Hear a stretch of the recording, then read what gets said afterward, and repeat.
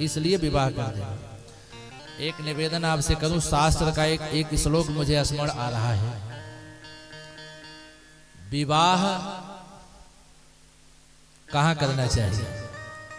एक पिता अपनी पुत्री का विवाह जब खोजता है तो उसी खोज में क्या देखना चाहिए? 7 बातों का ध्यान रख करके तब कन्या का विवाह करना चाहिए। आप सभी ध्यान से सुनिए, 7 चीजों का विचार करो। क्या क्या? कुलम च शीलम च सनाथता च विद्या च वित्तम च वपुः वयश्च एतान् गुणान् सप्त निरीक्ष्य कन्यका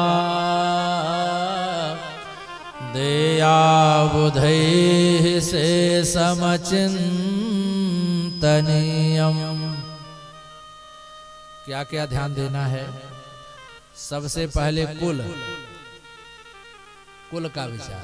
जिस कुल में अपनी बेटी का विवाह करने जा रहे हो उसका कुल खानदान कैसा है? कहीं कलंकित तो नहीं है, कोई दोष तो नहीं है, कोई कमी तो नहीं है, इसलिए कुल का विचार। दूसरे नंबर पर शीलम, शील देखो यानी स्वभाव देखो। आपको अपनी पुत्री के स्वभाव के बारे में पता है तो पुत्री का जैसा स्वभाव है, अगर कुछ ऐसे ही मिलते जुलते स्वभाव का जब दामाद भी होगा तो गृहस्थ जीवन आसानी से बीतेगा।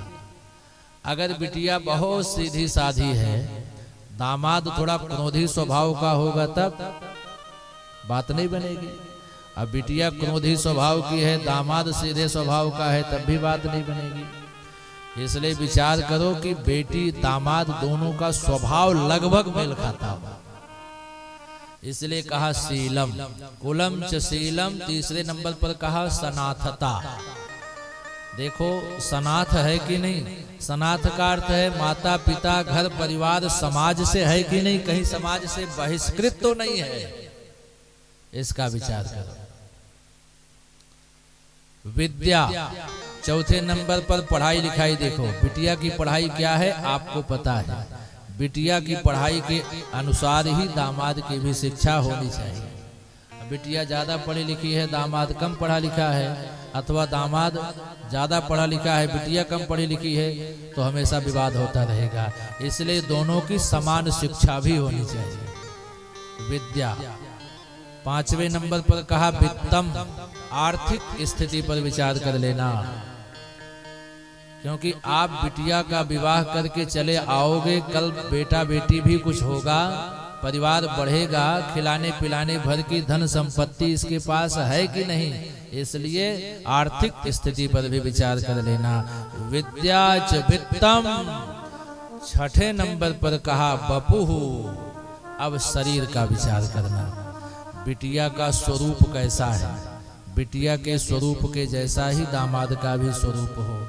बिटिया अगर बहुत ज्यादा सुंदरी है, दामाद कम सुंदर है, तब भी बात नहीं बनेगी, और दामाद ज्यादा सुंदर है, बिटिया कम सुंदरी है, तब भी बात नहीं बनेगी। इसलिए समान स्वरूप दोनों का होना चाहिए। वपुः। सातवें नंबर पर कहा वयश्च, उम्र का विचार करो।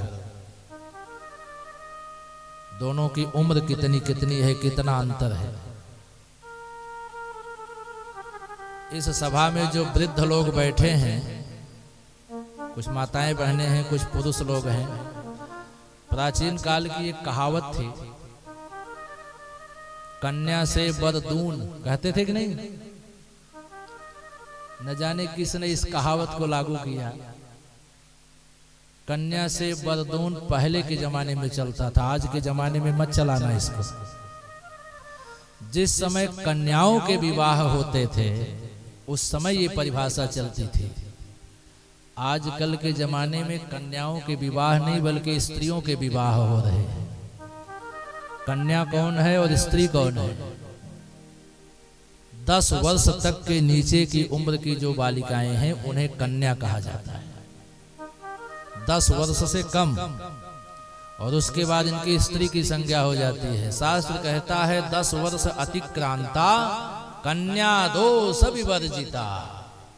10 वर्ष पार करने के बाद कन्यत्व दोष, कन्यत्व समाप्त हो जाता है, फिर स्त्री की संज्ञा इनकी हो जाती है।